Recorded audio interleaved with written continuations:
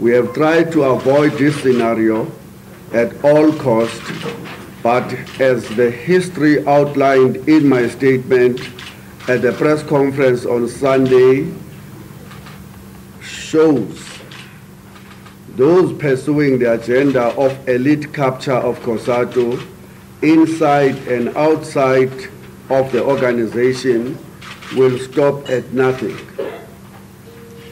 They have been absolutely ruthless and determined to purge any individual and any organization that stands in their way.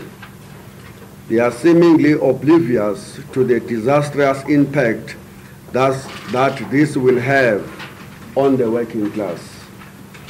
In particular, I condemn the decisions of the COSATU CC taken on the 30 March 2015, which dismissed the General Secretary was democratically elected by the 2012 11th National Congress of COSATU. Closed the door on the readmission of NUMSA with all of its now 365,000 members, accepted the affiliation of a shelf union with no membership, with no Congress, with not practicing any principle of worker control, issued no notice for the Special National Congress and opposed the court challenge to compel them to convene a Congress. These decisions will have a huge impact on the struggle for a strong United Workers' Federation.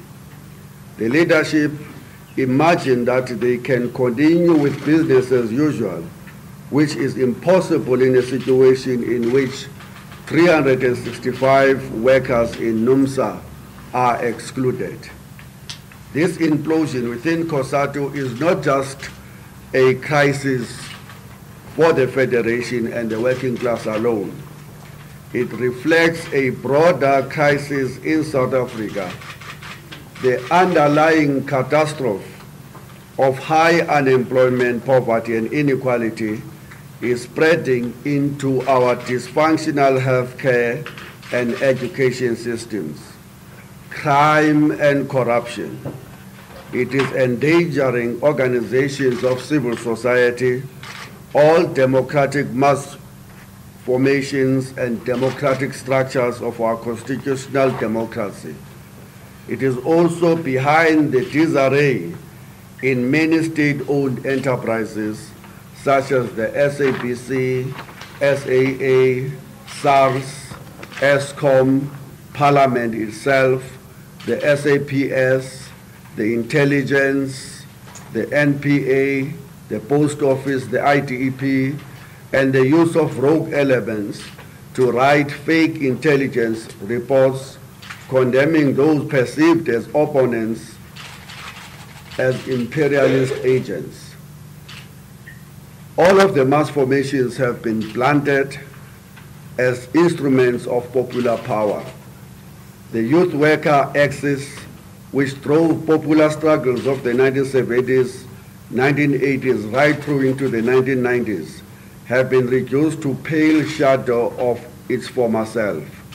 With the taming of the youth movement, the women's, the civics, the rural people's movements have to a large extent been co-opted and blunted to such an extent that they no longer have any real impact. The last powerful mass weapon in the hands of the working class is the democratic trade union movement, which is now targeted for co-option to serve the agenda of the powerful interests. While workers thought they were struggling for the soul of the ANC, a hidden agenda was being hatched by forces hostile to the working class to capture the soul of COSATU itself. This all reflects the drive by a predatory elite to exercise control. Let me repeat this. This all reflects the drive by a predatory elite to exercise control over all areas of society to advance their narrow agenda of accumulation and control. Its unprincipled abuse of power is increasingly infecting all institutions of state, the civil society organizations, and now the trade unions. It is deliberate political game to hollow out all organs of people's power and institutions which are supposed to hold the leadership to account. If we don't combat this abuse of power, it will take us irreversibly towards a failed state and a society in which there is no accountability, run by kleptocracy, driven by a particular brand of predatory and parasitic capitalism. The cancer of corruption is the most extreme expression of this disease. In the latest press conference of COSATU CC, there were statements made about my person which border on defamation and criminal label. I am in consultation with my lawyers and my family and progressive leaders of the labor movement to determine how best to deal with this. In particular, I object vehemently to the unprofessional and unethical behavior of the forensic auditors, the Sizwe Nsaluba Gobodo, who have still to apologize to me and the CC for misleading all into believing that the report submitted to the 10th February 2014 CC was either a draft when talking to me and or a final report when talking to the CC. The CC knowingly decided to adopt the Sizwe Nsaluba Gobodo report that they are fully aware is flawed. In the process, my rights to a fair process have been denied and prejudiced. I'm further in consultation on whether or not I should challenge my extremely irregular, illegal, and completely unjustified expulsion as the General Secretary of COSATU. I have no doubt that the dismissal is unfair and illegal.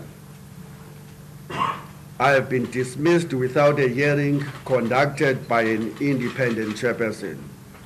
The COSATU CC, which is populated by a faction which has been paying for my blood since 2012, has acted as investigators, prosecutors, and a judge at the same time, whilst denying me the basic legal right to a fair hearing.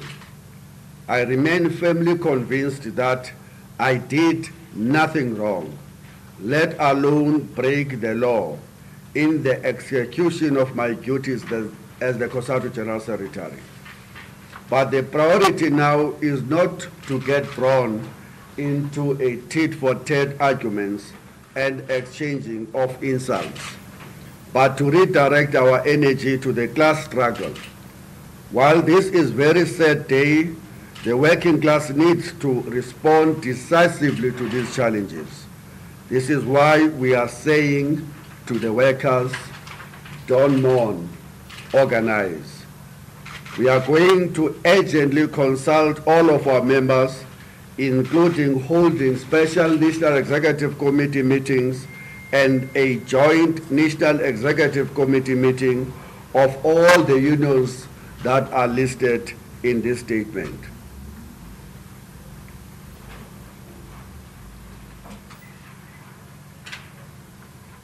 And many unions as possible will unfold a program of mass mobilization of workers to combat and reverse the situation we are facing.